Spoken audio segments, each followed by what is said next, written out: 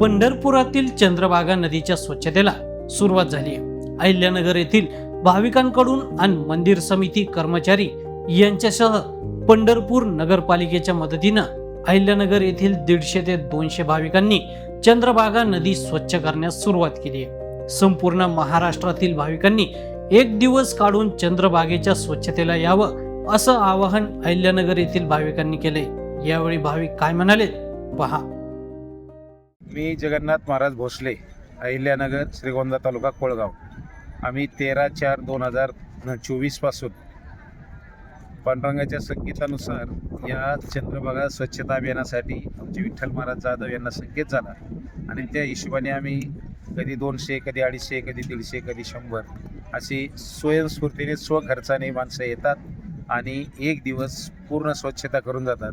पंढरपूर नगरपालिका Hyva, JCB आणि लागणारे स्वच्छतेला वस्तू देत असतात आणि आमची एक मागणी आहे, संपूर्ण महाराष्ट्राला विनंती आहे की आपण इथं घाण टाकू नये।